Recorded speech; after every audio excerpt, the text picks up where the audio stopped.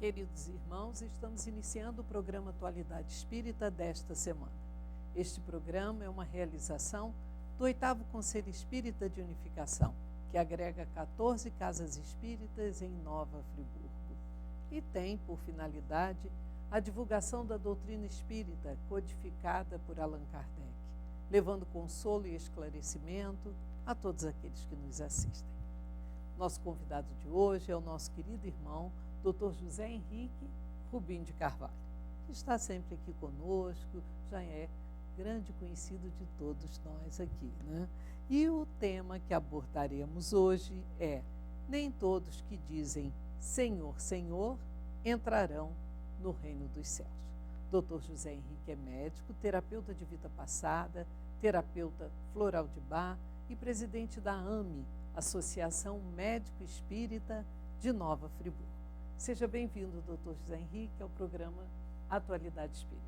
Eu que agradeço mais uma vez a oportunidade de aqui estar entre vocês, porque essa doutrina é sempre um convite de gala, onde aqui poderemos discursar sobre as questões morais, né, a vida futura, a lei de causa e efeito, tudo que em verdade nos compete, porque dessa forma entenderemos as razões dos nossos sofrimentos, das nossas dificuldades e do porvir, porque é no presente que nós vamos preparar o futuro, não é verdade? Então estamos aí à disposição para mais uma sessão de perguntas. Nós agradecemos muito. Doutor José Henrique, dentro deste tema, nem todos que dizem Senhor, Senhor, entrarão no reino dos céus, o que Jesus quis dizer a respeito dos que falavam Senhor, Senhor, para entrar no reino dos céus? Esse é um trecho que nós vamos encontrar lá no Evangelho de Mateus, no capítulo 7, e essa parte está exatamente inserida nos versículos de 21 a 23.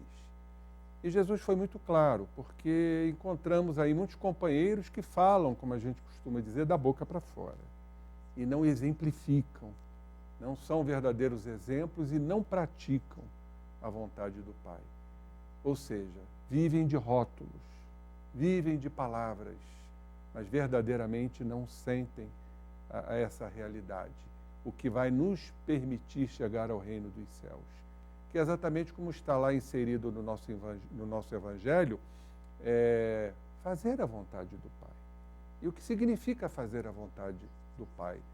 Significa cumprir as suas leis. Parece simples, não é?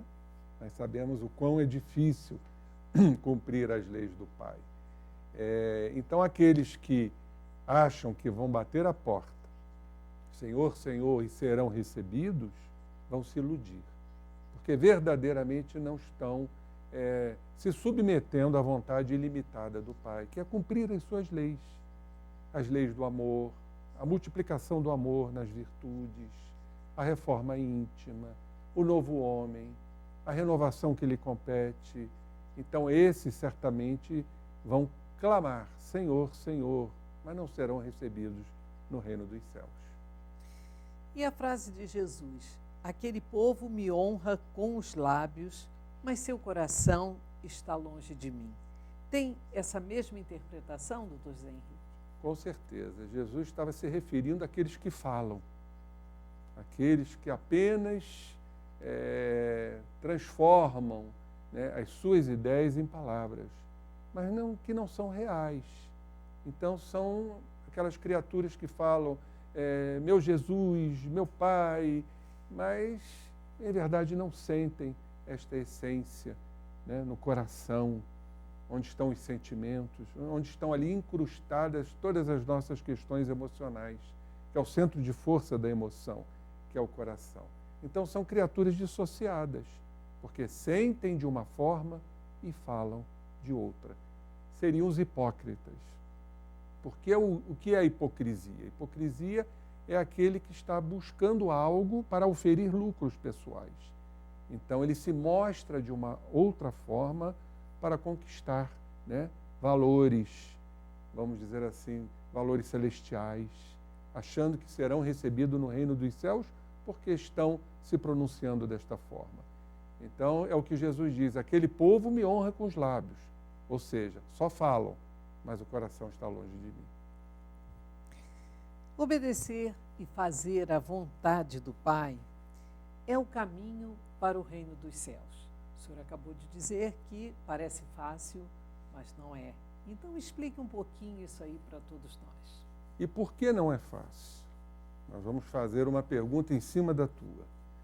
Porque fazer a vontade do Pai, a vontade ilimitada do Pai, é a busca verdadeira, né, das questões morais, da moralização. Porque sabemos que nós temos um desenvolvimento que é peculiar aos dias de hoje, que é o desenvolvimento intelectivo, o conhecimento, né, a ampliação da inteligência, a cultura, mas a questão moral ainda deixa a desejar. E o que o nosso Pai quer é que todos nós nos moralizemos. E por que que não é fácil? Porque estamos ainda sob a égide do passado. O passado onde naufragamos, o passado delituoso, nós chamamos de sombras que habitam ainda em nós. Então nós estamos condicionados, essa é uma palavra importantíssima, chave para a interpretação desta dificuldade. Então nós reagimos muitas vezes, porque estamos ainda dominados por esses equívocos, que são as nossas características. Nós reagimos a um estímulo, a uma adversidade, seja com raiva, seja com mágoa. Então, para seguir verdadeiramente, cumprir, obedecer às leis do Pai, nós necessitamos de fazer a nossa transformação em cima daquilo que somos, por enquanto. Então, fazer a vontade do Pai, cumprir a vontade do Pai, para realmente sermos recebidos no reino dos céus, nós vamos necessitar de muitas encarnações. Nós estamos aqui resolvendo questiúnculas, pequenas questões, mas que já são de grande porte para nós que estamos condicionados em erros, que recapitulamos ao longo de encarnações, por padrões que estão fixos.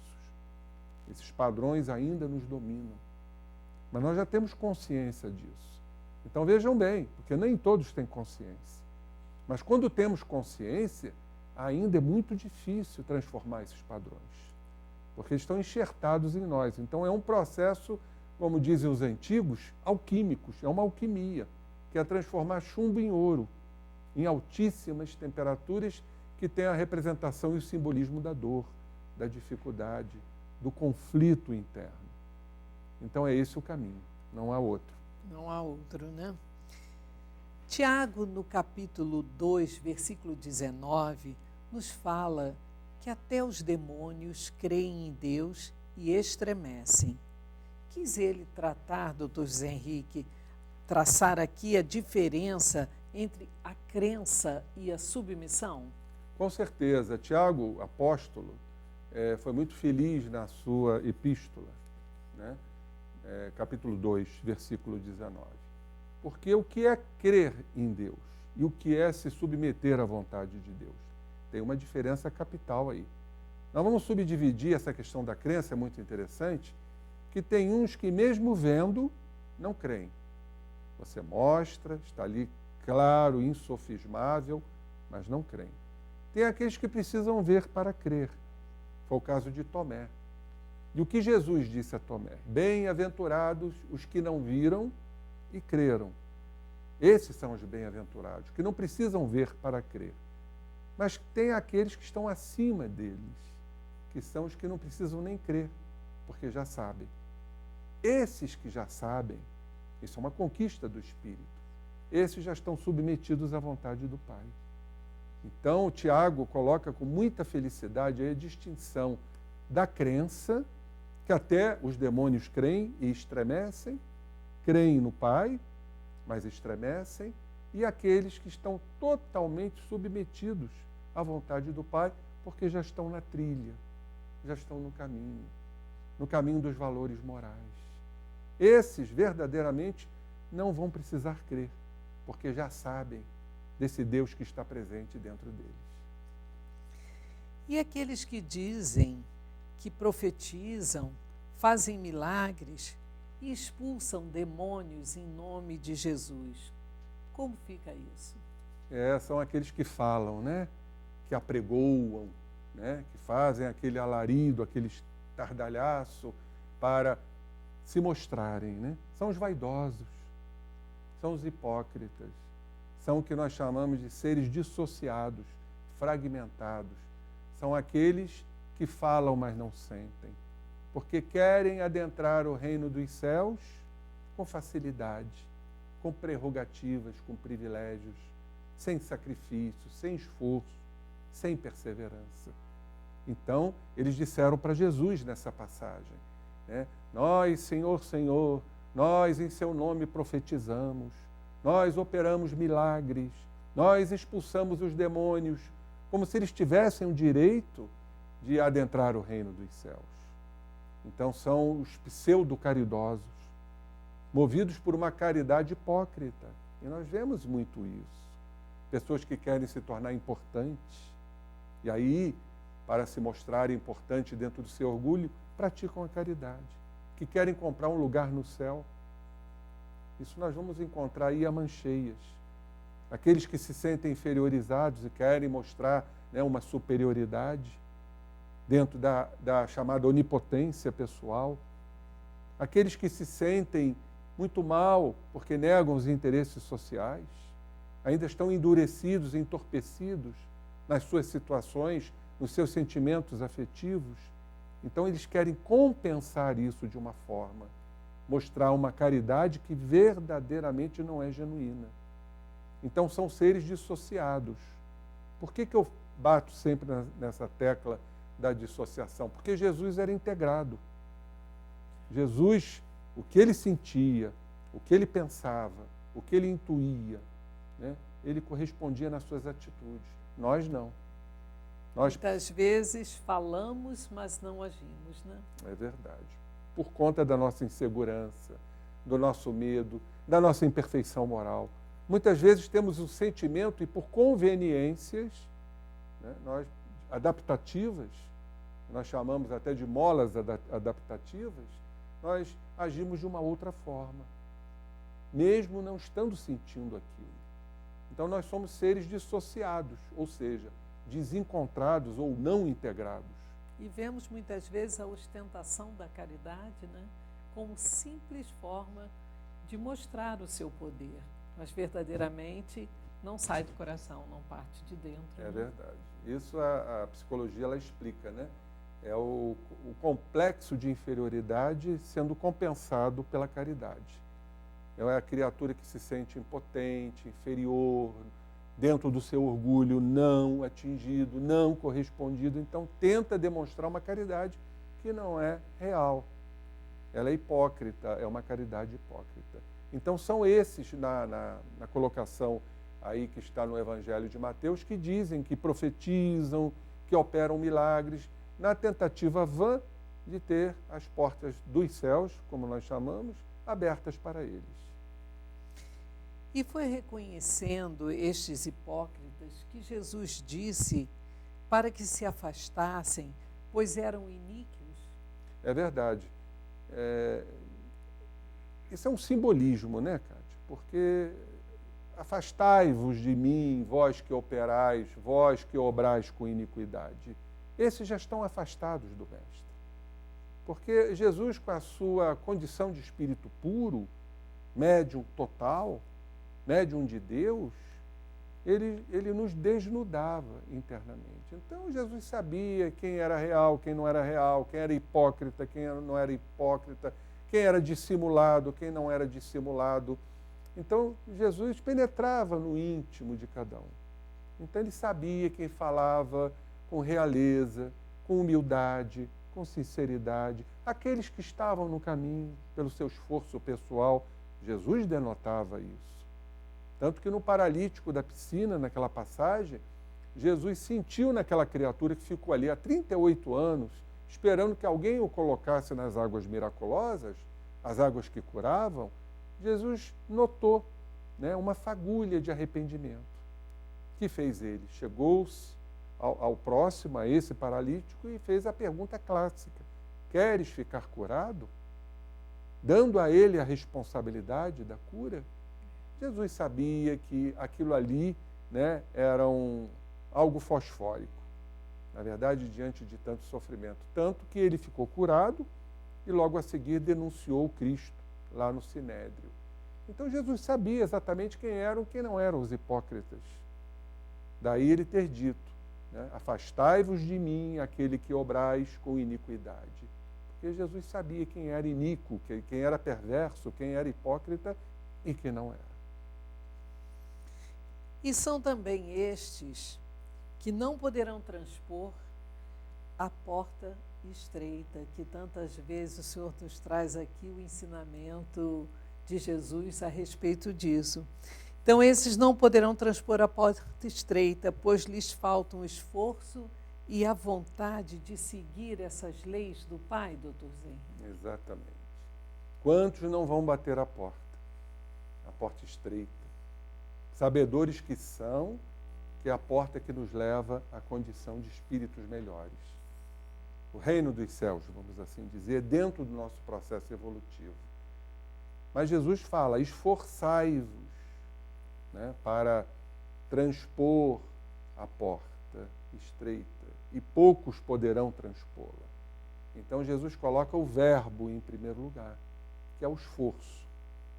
E o esforço está ligado no nosso esforço, na nossa perseverança, pois aquele que perseverar será salvo, no sentido de cumprirmos a vontade do Pai, as leis sublimes do Pai.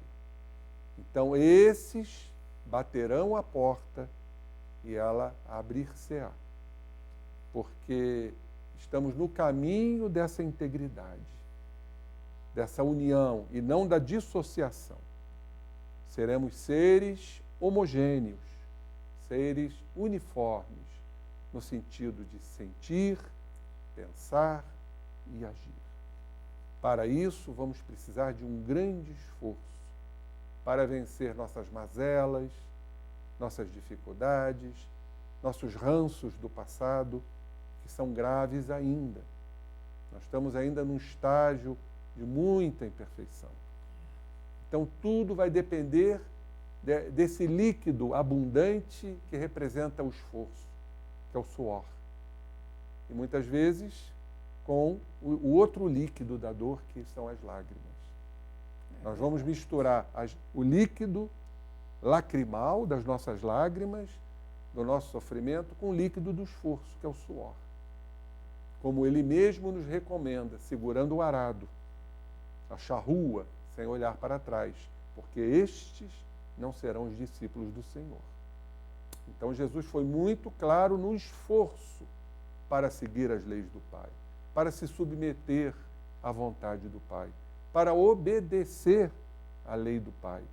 Se nós formos na etimologia da palavra obediência, nós vamos ao latim, obe audire, que seria ouvir os chamamentos do Pai.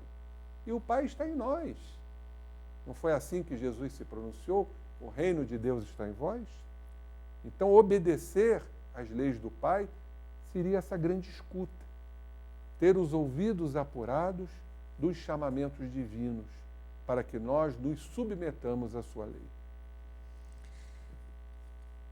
E o esforço para fazer essa vontade do Pai seriam aqueles que estavam na encruzilhada, os bons e os maus, que foram ao festim das bodas. Vamos aí a outra passagem ali de Jesus. Eu acho esse capítulo, que é o nosso capítulo 18 do nosso Evangelho, muitos os chamados, poucos os escolhidos, interessantíssimo. Porque Jesus nos conta uma parábola, né, o festim das bodas, e aqueles últimos que são chamados, então ele diz aos servos, que são os profetas, representando os profetas, os instrutores, os orientadores espirituais. Então Jesus fala, traga todos aqueles que encontrardes nas encruzilhadas, os bons e os maus, porque os primeiros negaram, se recusaram, os segundos fugiram para seus negócios, dentro dos seus apegos, Alguns até assassinaram para calar as profecias.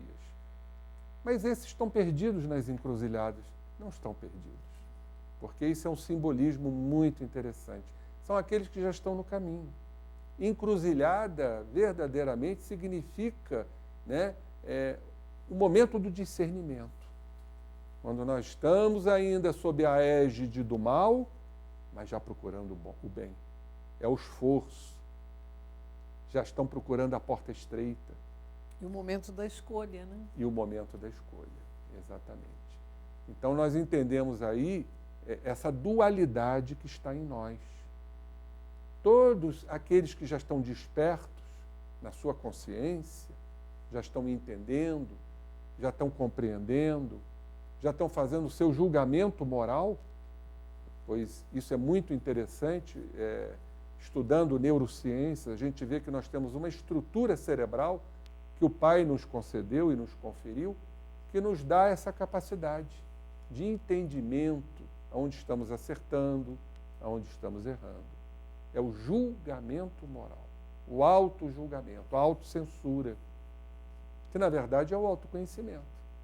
Ou seja, estou errando aqui, preciso modificar ali. Estou cometendo o equívoco, o mal aqui, a iniquidade aqui, preciso cometer a bondade. E nós estamos nessa luta interna. Esses são os que estão na encruzilhada, que estão nos seus opostos, que habitam em nós. É o médico e o monstro, né? Que ainda está presente em nós. Quando somos monstros? Quando reagimos com raiva, querendo voar em cima do companheiro. E quando somos médicos? Quando queremos ajudar, quando estamos bem, né? Fazendo a caridade. Então vejam que essa questão do bem e do mal estão presentes em todos nós. Nós estamos na encruzilhada para a transformação. Senão eles não iriam ao banquete, ao festim das bodas. Eles não vestiriam a túnica nupcial, porque parece algo paradoxal, incoerente. Como é que um mal vai vestir a túnica nupcial? Não é que ele seja mal. Ele ainda está nesse caminho, mas está no caminho da encruzilhada sua, pessoal, psicológica, espiritual. Está no seu processo de transformação. Isso é muito lindo, dentro dessa parábola, muito significativa para todos nós. Porque vestir a túnica nupcial, verdadeiramente, é chegar à condição de se submeter às leis do Pai. E aí nós poderemos dizer, Senhor, Senhor. É o momento da aceitação, né, doutor Zé? Exatamente, da obediência. Obediência. E volta a dizer, obedecer é ouvir o Pai. Não é uma submissão de ser submisso. É se entregar ao Pai que nos criou. É nos entregarmos ao amor. O amor que comanda o mundo. Se tem uma lei energética que estrutura todo o universo, é a lei do amor. Doutor José Henrique, nós estamos encerrando o primeiro bloco do programa Atualidade Espírita de hoje. Lembrando aos irmãos que estamos recebendo o doutor José Henrique Rubim de Carvalho, presidente da AME, Associação Médico Espírita de Nova Friburgo. Vamos agora a um breve intervalo comercial e retornaremos logo a seguir. O homem traz ao nascer aquilo que adquiriu em vidas anteriores. Ele nasce exatamente como se fez. Cada existência é para ele um novo ponto de partida, e sendo ele o artífice de seu destino, cria sua felicidade ou sua desdita. Meus queridos irmãos, estamos iniciando o segundo bloco do programa Atualidade Espírita de hoje, recebendo o Dr. José Henrique Rubim de Carvalho, presidente da AME, Associação Médico Espírita de Nova Friburgo, com o tema Nem todos que dizem Senhor, Senhor, entrarão no reino dos céus. De papo com o Dr. José Henrique Rubim de Carvalho, nós falávamos do festim de das bodas, né? E os que negaram o convite, os que se preocuparam, doutor José Henrique, com os negócios, os que mataram os servos, não estão aptos para o reino dos céus?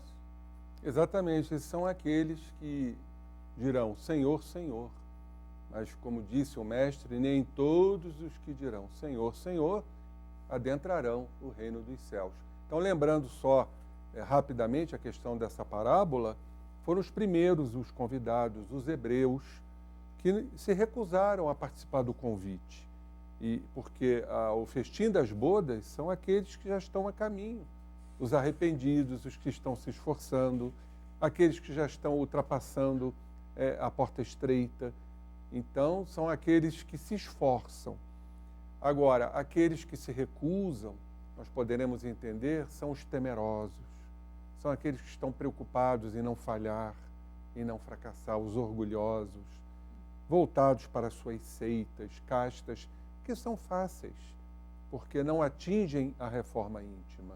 São os hebreus do passado, são aqueles ainda que privilegiavam o culto externo, né? A questão moral foi, lamentavelmente, muito comprometida. Então, esses recusaram realmente o convite.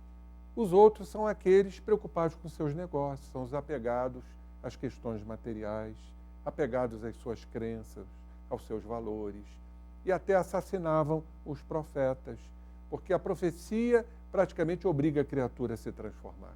E como esses têm um grande medo da responsabilidade, da grande mudança, a melhor forma de calar as profecias é assassinando, é matando os profetas, não é verdade? Então, aqueles das encruzilhadas que realmente receberam o convite e foram, né, vestir a túnica nupcial, como nós informamos agora há pouco.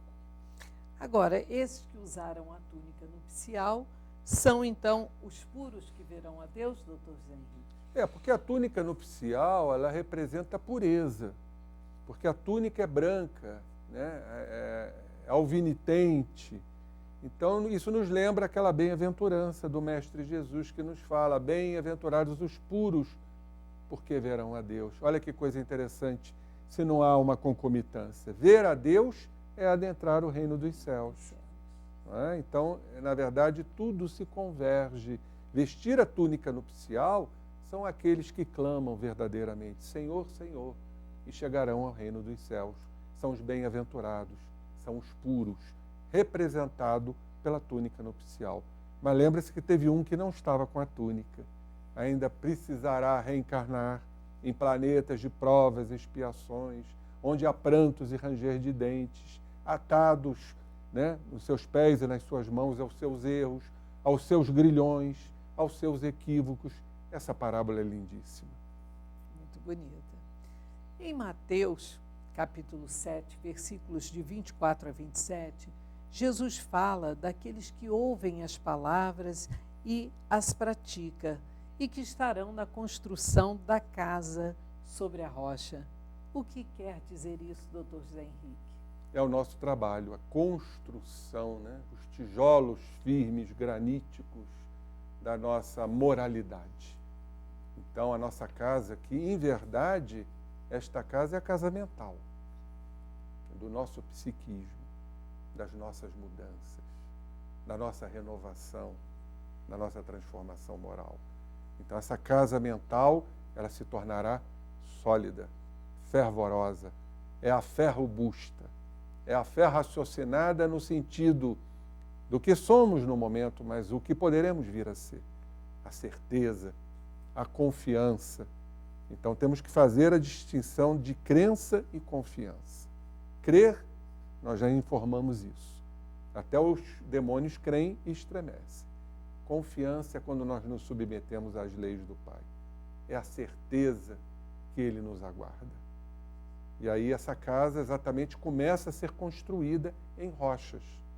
A rocha da confiança, da certeza e da fé, que nada será derrubada. Nenhuma casa será derrubada, mediante essa fé robusta, esta fé inabalável, como diz Allan Kardec, que encara a razão face a face em qualquer época da humanidade. E qual a razão da chuva, dos rios que transbordam e dos ventos que açoitam não derrubarem esta casa? Exatamente, os rios que transbordam, as chuvas torrenciais, os ventos que açoitam, são as adversidades, que em verdade estão dentro de nós, são os nossos conflitos, ainda em curso, que estamos num processo de transformação para vestir a túnica nupcial, para sermos recebidos no reino dos céus, transpondo a porta estreita. Vejam como realmente isso tudo se combina. Então, as chuvas, os rios, é tudo que está no nosso inconsciente, porque as águas representam o nosso inconsciente. Aquilo que nós trazemos para que a gente resolva nesta encarnação. As águas profundas dos nossos oceanos mentais ainda teremos que resolver em outras encarnações. Nos cabe agora resolver as questões que nos são inerentes a resolver. Nossas dificuldades, nossos conflitos, nossos sentimentos desencontrados, nossos pensamentos deformados. Então, quando começamos a construir essa casa nesta rocha granítica, pode vir chuva, pode vir rio que transborda, o vento que açoita são os nossos remorsos, são as nossas culpas, diante de tantos fracassos que cometemos. Mas nós já estamos apoiados na rocha divina. Isso é que é importante. E os que não praticam as leis de Deus são os que constroem as suas casas na areia, num terreno frágil, né, doutor Zé Henrique? E que são facilmente derrubadas. Explique um pouquinho sobre isso, sobre esse terreno frágil. Pois é, são aqueles que clamam Senhor, Senhor, mas não entrarão no reino dos céus. São ainda os inseguros, os resistentes, os temerosos, os teimosos, os obstinados, os fixados em seus padrões, que não querem a transformação, que não querem esse esforço.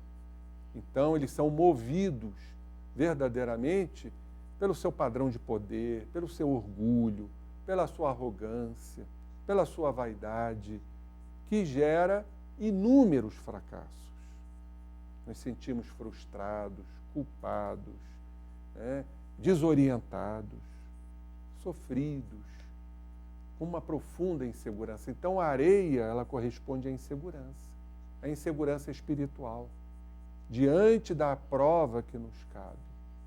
Então, nós construímos nossos tijolos, nossas casas em areias movediças, em pântanos, em charcos, de incertezas. E quando chegam as chuvas torrenciais, quando os rios do nosso inconsciente transbordam, quando os ventos de nossas culpas nos açoitam, nós mergulhamos nos processos psicopatológicos.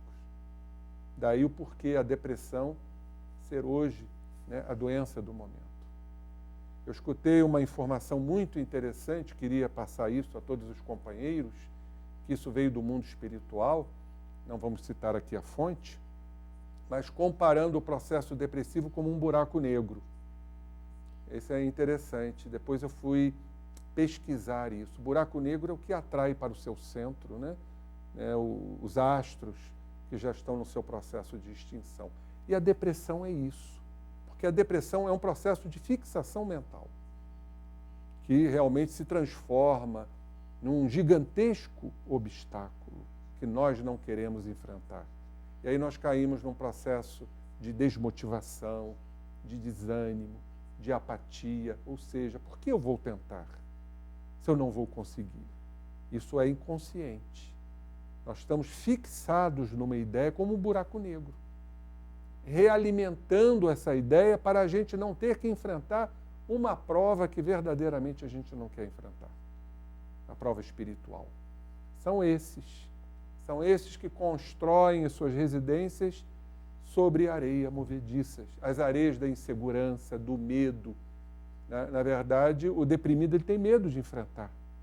Então ele se situa naquela condição de apatia, de inércia.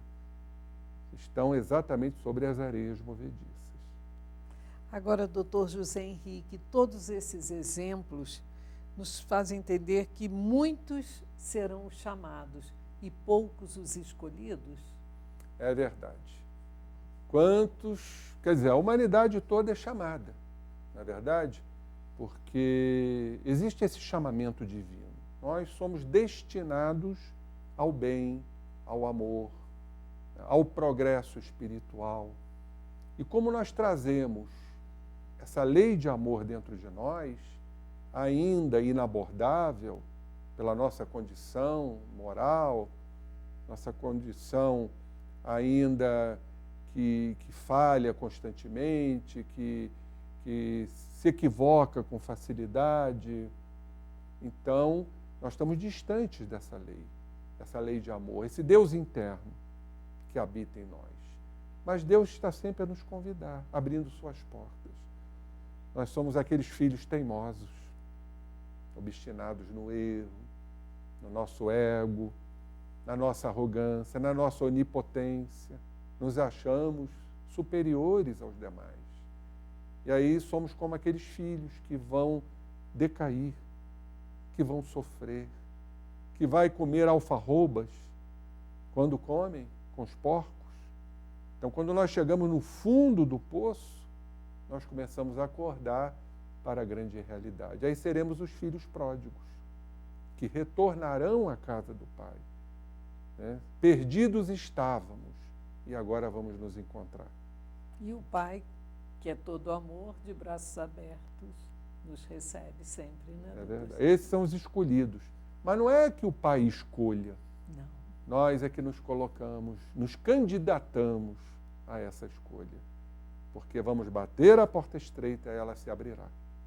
Vamos clamar, Senhor, Senhor, e a porta dos céus será aberta a todos aqueles que estão verdadeiramente bem intencionados, estão disponíveis. Essa disponibilidade nós vamos alcançar mediante as nossas intenções. Doutor José Henriques, esses escolhidos serão os que muito receberam e, por isso, muito será pedido a eles? Porque já estão com cotas de responsabilidade.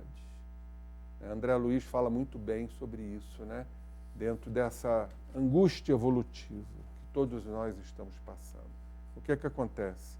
Aumentamos o nosso grau de inteligência, expandimos o nosso livre-arbítrio, passamos a ter consciência, passamos, consequentemente, a nos esforçar para a grande mudança, pela perseverança. E aí, certamente, nossa cota de responsabilidade aumentará. Então, a quem é muito dado, muito será cobrado. Nesse sentido, porque não foi dado, a criatura é que buscou isso. Né? Todos nós trazemos todas as virtudes implantadas dentro de nós. Nós é que vamos ter que ir ao encontro delas. Na verdade, foi tudo dado a todos. Porque quando Deus criou o espírito simples e ignorante, tudo lhe foi dado. E aí ele vai, através do seu esforço, do aumento das suas responsabilidades, ir adquirindo essas virtudes. Ou seja, submetendo-se à vontade ilimitada do Pai, que é o nosso capítulo. Que é o nosso capítulo. Agora eu gostaria que o senhor, nesses minutos finais, nos dissesse algo sobre Senhor, Senhor, a ti entrego meu espírito. É a submissão irrestrita à vontade do Pai, doutor José Henrique? Total. Eu fico até emocionado quando eu falo isso, porque essa é uma frase do Cristo. Uma frase do Cristo que já tinha se submetido totalmente à vontade do Pai. Mas é uma frase no momento de dor, a dor física de Jesus, no momento da sua morte na cruz, no momento que ele desencarna, que ele nos deixou esse legado. Em verdade, este legado é para todos nós. Quando Jesus, ao sucumbir na cruz, quando ele disse, consumatum est, tudo está consumado, ele disse, Pai, a ti eu entrego o meu espírito. Então, Senhor, Senhor, não são aqueles que serão recebidos no reino dos céus por se encontrarem ainda vivendo momentos dissimulados, mas sim quando nós nos submetemos ilimitadamente, irrestritamente à vontade do Pai. Quando a gente diz verdadeiramente, aí nós já ultrapassamos crenças, nós já estamos exatamente nessa submissão. E aí nós poderemos dizer, Senhor, Senhor, a ti eu entrego o meu espírito. Nós agradecemos muito sua presença aqui no programa Atualidade Espírita, trazendo essas verdades do Cristo, esses ensinamentos deixados por Ele. Meus queridos irmãos, estamos encerrando o programa Atualidade Espírita de hoje, lembrando a todos que visitem o Laje, Lar Abrigo Amor a Jesus. Lá vivem 80 idosos que necessitam do nosso amor, da nossa caridade. E visitem também a banca do Livro Espírita e a exposição espírita do Livro Espírita lá no Friburgo Shopping, conforme dissemos. Tenham todos uma semana muito feliz, de muita paz, com Deus nosso Pai nos amparando sempre e Jesus, mestre amigo, sempre ao nosso lado. Até o próximo programa.